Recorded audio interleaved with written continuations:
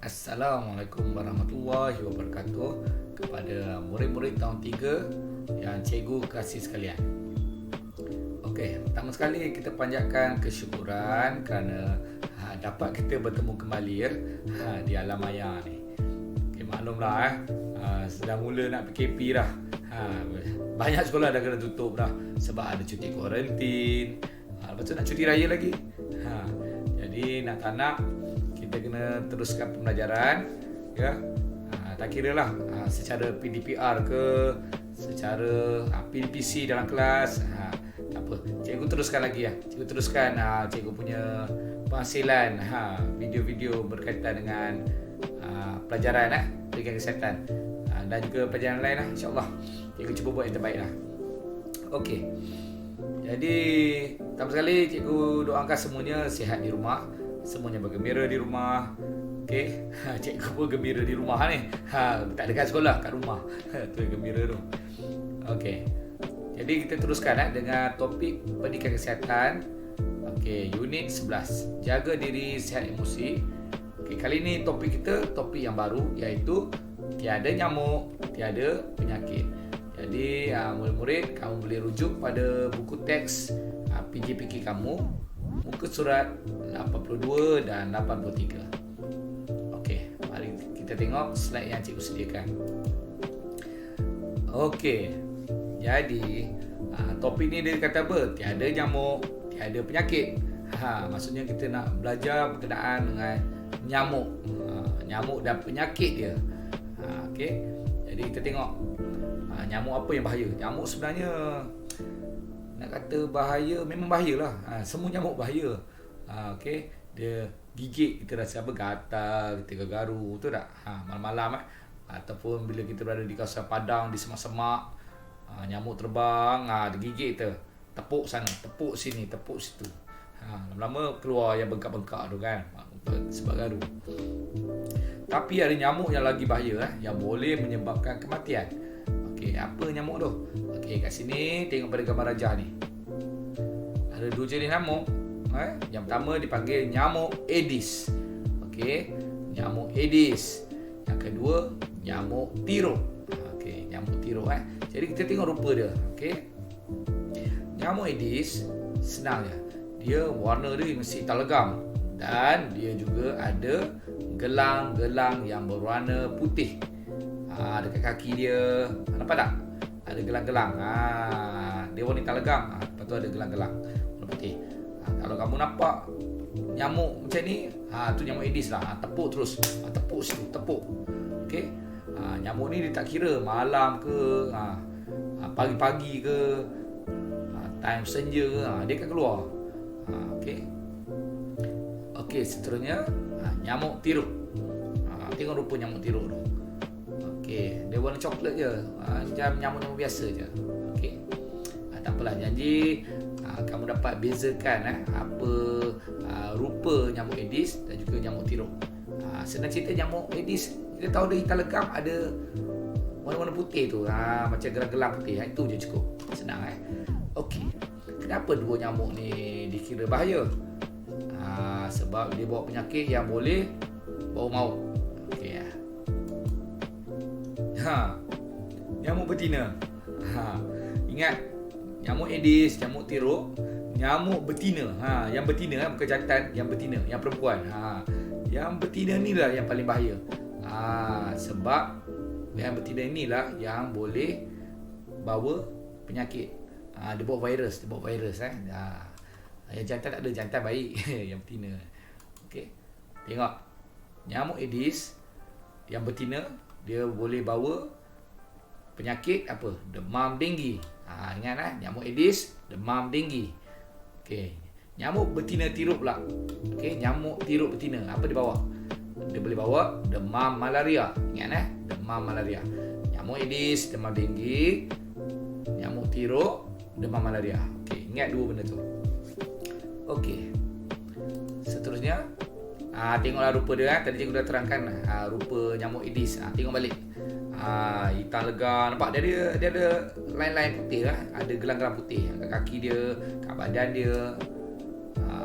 Lepas tu nampak, dia dah isap darah kamu dah. Dekat buntut dia dah merah dah, nampak. Okey. Yang ini cikgu tahu. Yang ini adalah betina. Nyamuk Aedes betina. Okey. Ni nyamuk tiruk pula. Tengok. Ni nyamuk tiruk. Dia warna coklat sikit kan. Okey. Faham Ni rupa bentuk dia lah. Okey. Kita belajar secara umum lah dulu. Cikgu terangkan secara umum berkenaan dengan kitaran hidup nyamuk. Okey. Cikgu nak beritahu awal, nyamuk, kitaran hidup dia daripada nyamuk dewasa, daripada telur. Okey, tengok tengok nampak naruh. Nyamuk dewasa dia bertelur. Dia bertelur dekat mana? Dekat permukaan air. Nyamuk mesti ada air. Dia kena ada air untuk hidup. Melainkan dia dah besar. Dah besar dia tak boleh hidup dalam air. Dah besar dia kena terbang. Masa dia kecil baby, bertelur mesti dekat air, permukaan air. Lepas tu, lepas jadi telur dia akan jadi lava, ataupun dipanggil jentik-jentik. Nampak tak jadi jentik tu? Yang bawah tu kan. Okey, lepas tu dia akan jadi apa? Pupa, ataupun dipanggil kepompong. Nampak rupa kepompong tu. Dia akan bermain dekat permukaan air. Sebab apa nak main permukaan air? Sebab lama-lama dia akan jadi kepompong, dia akan jadi nyamuk balik. Dia akan jadi nyamuk dewasa. Okey, nampak Jadi kitaran hidup nyamuk ni sebenarnya 1 minggu saja. Nampak daripada besar dia bertelur, jadi anak larva, jadi kepompong, jadi balik nyamuk. Nampak? Seminggu je kitaran dia, nampak?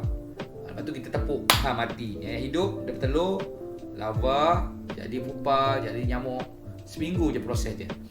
Kamu kena ingat, nyamuk ni dia bukan bertelur 2 biji, 3 biji, 5 biji, 6 biji. Macam telur ayam beli kat mak kamu beli kat Tesco. 6 biji omega telur ayam kan.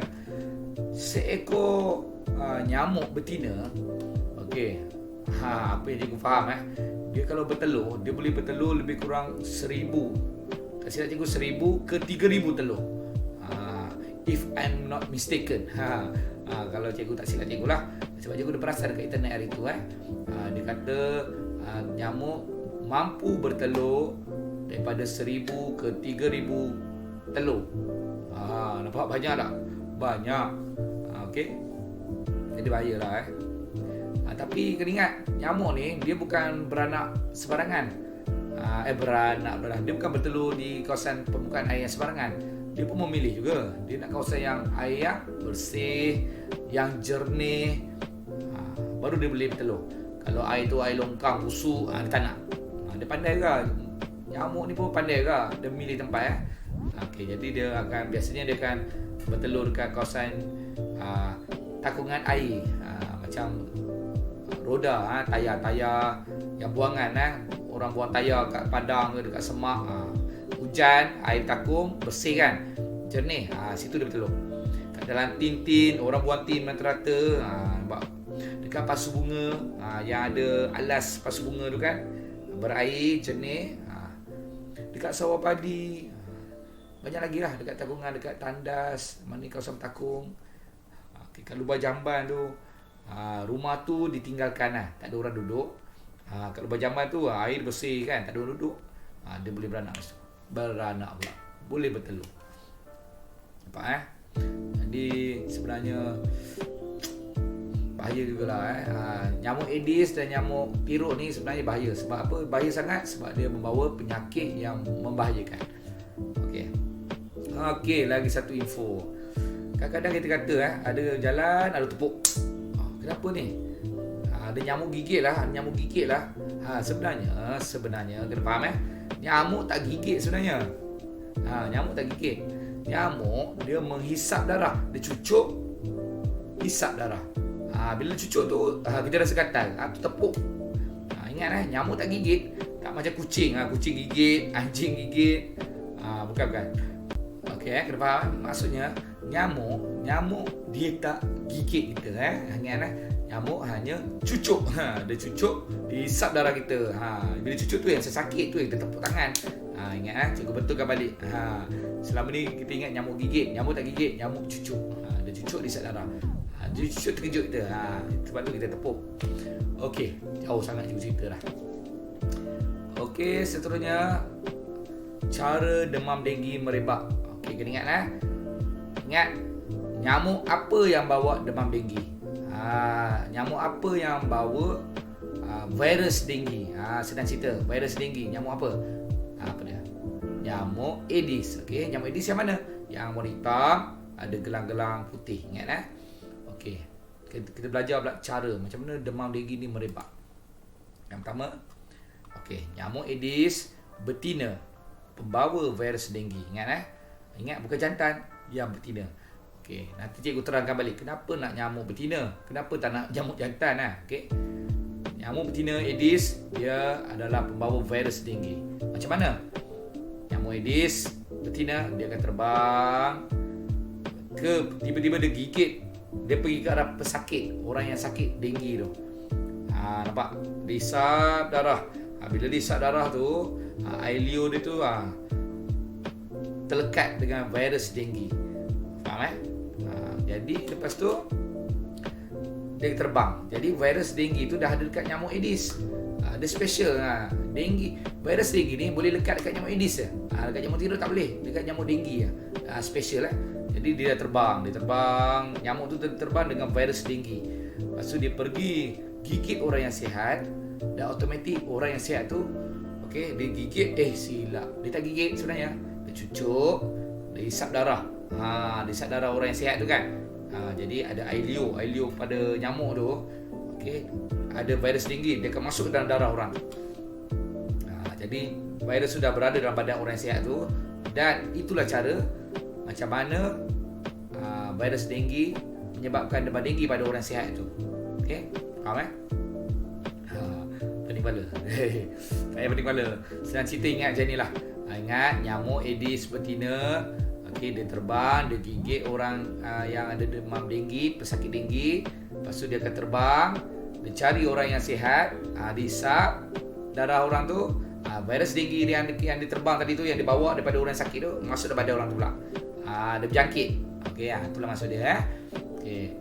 Tapi kalau nyamuk Aedes betina tu, dia pergi gigit isap darah orang yang sihat, lepas tu dia terbang, dia isap darah orang yang sihat, dia terbang lagi isap darah orang yang sihat, ada virus denggi tak? Tak adalah, dia tak boleh bawa lah sebab tak ada virus denggi. Dia hanya boleh bawa virus denggi tu kalau dia isap darah orang yang ada demam denggi. Lepas tu dia terbang, virus tu dah dekat badan, kat dalam badan nyamuk tu. Tu special dia. Okey, seterusnya macam mana demam malaria ni merebak. Okay, ingat, demam malaria disebabkan oleh apa? Siapa pembawa demam malaria ni? Nyamuk tiruk. Okey, nyamuk tiruk betina. Okey. Tengok Okey, nyamuk tiruk betina pembawa virus malaria.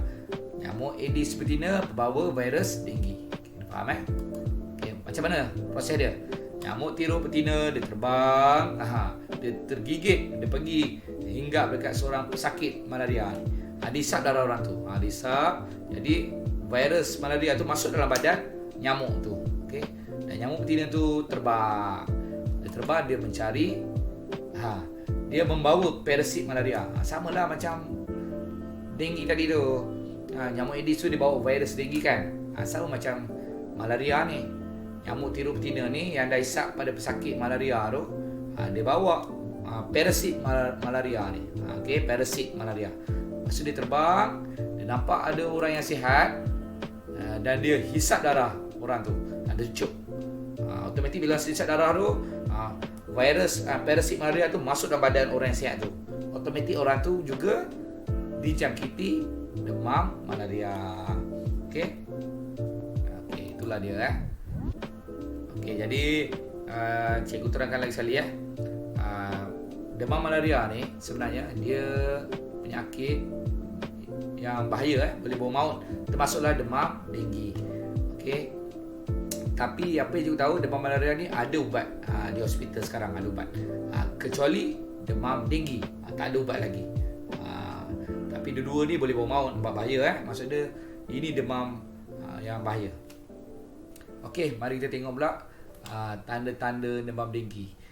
Gejala demam denggi. Simptom. Orang panggil simptom. Maksudnya kalau kita tengok orang tu asyik macam demam ke apa kan. Adakah orang tu demam denggi? Okey. Ini tanda dia lah. Okey, yang pertama, demam panas. Okey, kalau orang tu kena demam denggi, okey, yang pertama dia mesti demam panas. Okey, demam yang rasa panas sangat. Okey, itu yang pertama. Bila cek suhu scan kepala, panas, dia terlalu panas. Okey.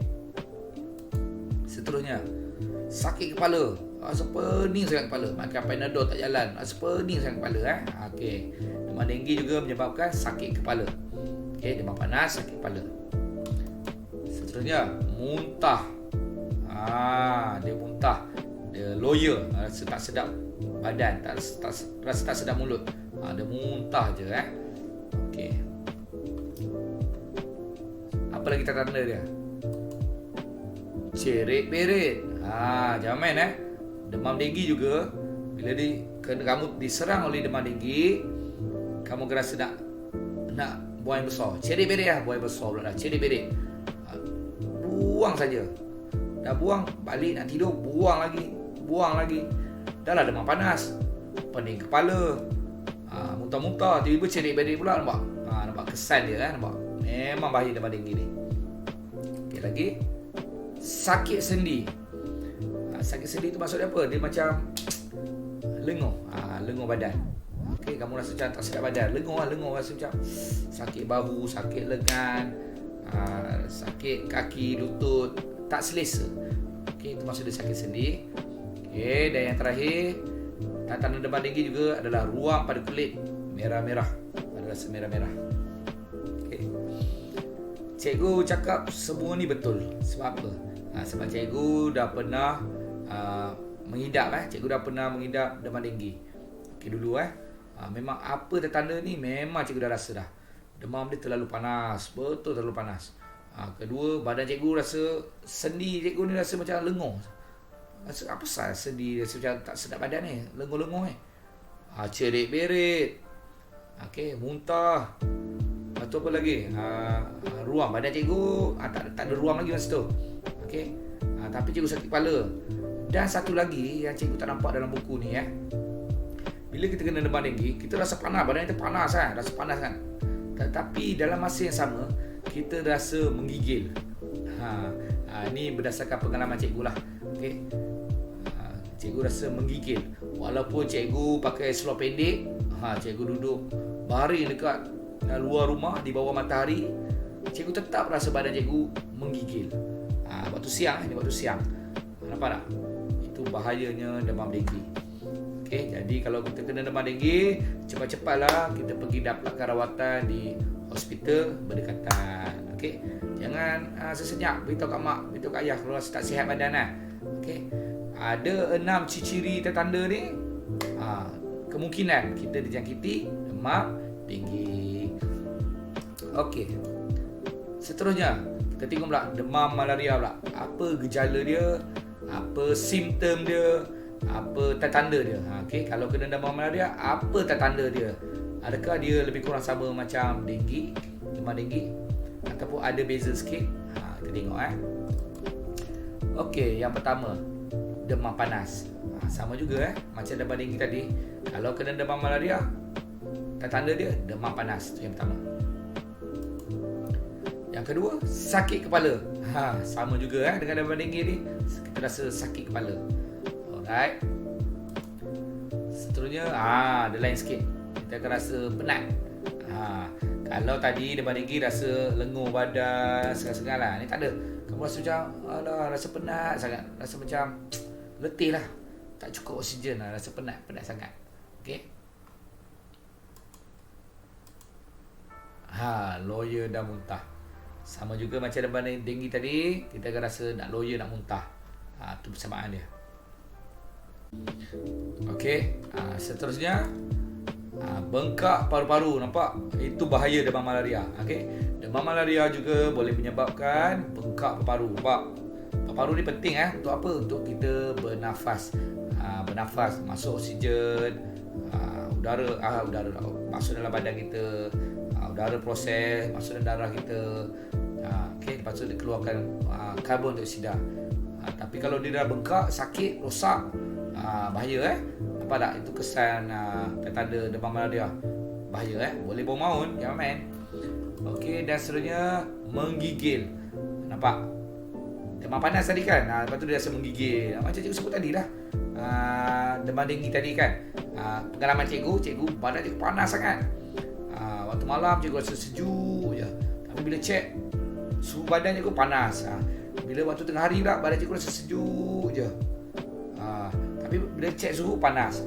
Cikgu jemur badan cikgu kat tengah panas, menggigil juga. Nampak? Itu kesan dia Memang bahayalah Sedang cerita demam malaria dan demam denggi ni boleh bawa maut dan membahayakan kepada semua manusia. Okey, bukannya orang-orang tertentu, semua manusia bahaya sebab kita mudah terdedah dengan penyakit ni. Nyamuk dia tak kira orang lah, dia gigit semua orang. Dia isap darah semua orang. Okey, selesai.